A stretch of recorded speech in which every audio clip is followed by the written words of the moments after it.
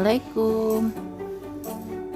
Apa kabar anak-anak hebat? Semoga semua dalam keadaan sehat ya.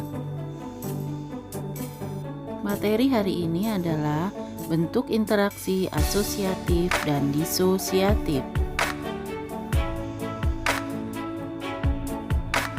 Yuk sama-sama kita simak. Kira-kira bisa tidak ya kita hidup tanpa berhubungan dengan orang lain, termasuk kepada keluarga kita?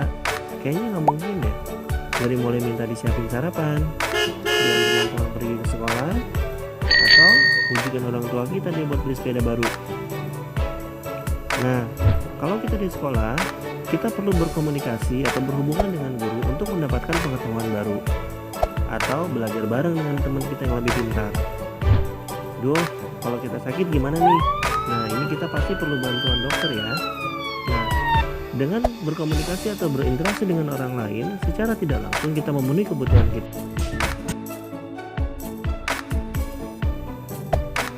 Baiklah teman-teman, sebagai penghantar, kita coba ulas pengertian interaksi sosial.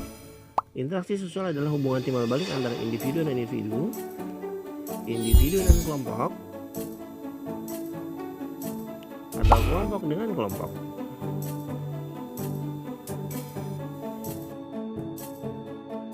Nah, contoh yang paling gampang ini ketika kalian mendapatkan tugas dari guru, tanpa disadari, proses pengerjaan tugas pada kelompok tersebut merupakan salah satu interaksi sosial, di mana pada saat kalian bekerja kelompok, kalian pasti berhubungan dengan satu sama lain, ya kan?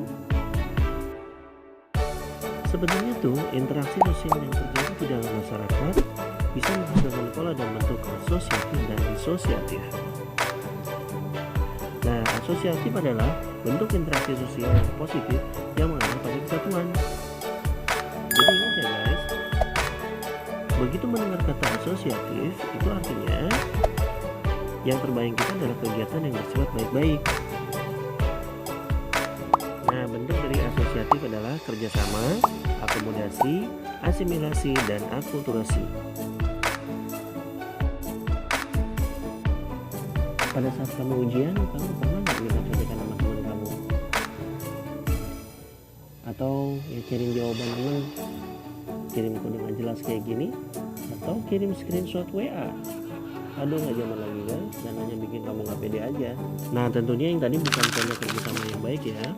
Kerjasama adalah secara istilah berarti suatu usaha yang dilakukan bersama antara individu atau kelompok, tujuannya untuk mencapai satu tujuan atau beberapa tujuan bersama. Oke, untuk lebih memahaminya, misalkan ini ada 3 orang. Mereka bekerjasama untuk satu tujuan bersama. Misalkan nih, kalau kerjasamanya dalam bentuk kerja bakti, misalkan tujuan bersamanya adalah menciptakan lingkungan bersih. Kalau kerja kelompok, tujuannya adalah ya pintar bareng guys. Bentuk asosiatif yang lainnya yaitu akomodasi. Walaupun akomodasi ini berawal dari perselisihan, namun akomodasi itu sendiri adalah upaya yang dilakukan untuk menyelesaikan suatu pertikaian atau konflik oleh pihak-pihak yang bertikai. Nah, tujuannya apa? Tujuannya antara lain adalah untuk meredakan pertentangan, kemudian terciptalah suatu kestabilan. Nah, bentuk akomodasi ini terbagi 3 nih, kursi, kompromi, dan konsiliasi. Baik, kita uraikan satu-satu. Kursi adalah bentuk akomodasi yang pelaksanaannya dengan menggunakan paksaan, ancaman, atau sejenisnya. Kalau kalian sering lihat Satpol PP menerbitkan pedagang kaki lima atau pengemis, ini salah satu penyelesaian dengan paksaan. Akomodasi yang kedua adalah kompromi. Kompromi adalah bentuk usaha dalam meredakan masalah melalui pengurangan tuntutan. Cara yang paling simpel sih kalau kalian lihat tuh, dasar antara penjual dan pembeli, tawar-menawar sampai ada kesepakatan harga. Bentuk akomodasi yang ketiga adalah konsiliasi, yaitu usaha dari pihak tertentu untuk mencari jalan tengah atau solusi supaya keinginan kedua belah pihak dapat dipenuhi. Istilah kita win-win solution. Nah, ini ilustrasinya.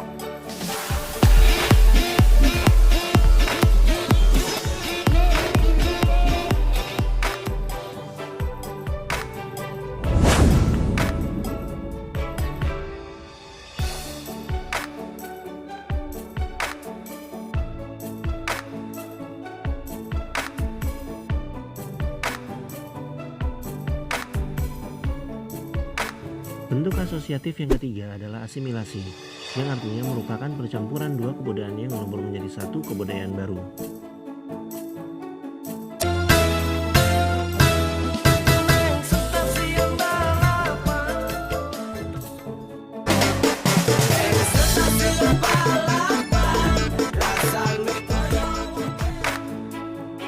Contohnya ya guys, bagaimana musik campur sari jadi menjadi musik hip hop seperti jadi musik baru ya.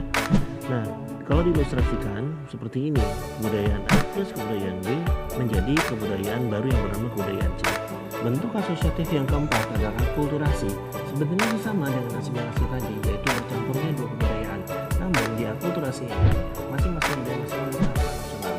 Misalkan ada budaya A dan B akan membentuk kebudayaan baru namanya budaya A dan B, tapi masing-masing budaya masih mempertahankan unsurnya. Nah, contohnya seperti ini.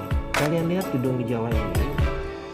Bangunan Masjid Kudus ini mencerminkan adanya interaksi antara budaya Jawa, Hindu, dan Islam ya. Kalian perhatikan bangunannya.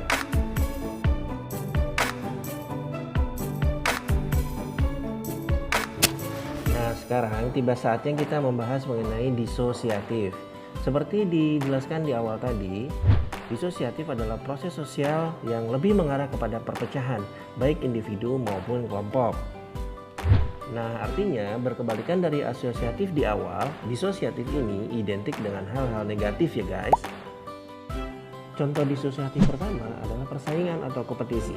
Persaingan merupakan suatu proses sosial di mana individu atau kelompok manusia yang bersaing mencari keuntungan melalui bidang-bidang kehidupan, tapi tanpa menggunakan ancaman kekerasan ya guys.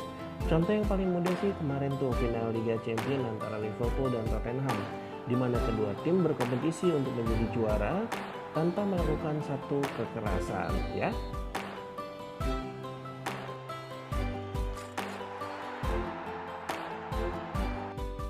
Bentuk disosiatif yang kedua adalah kontravensi, yaitu perasaan tidak suka yang disembunyikan.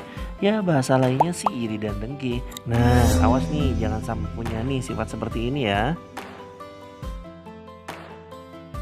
Bentuk disosiatif berikutnya adalah konflik atau pertentangan.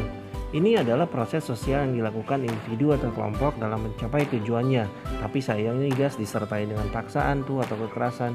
Biasanya sih terjadi disebabkan oleh adanya perbedaan antar individu, baik perbedaan kebudayaan, kepentingan, dan perubahan sosial.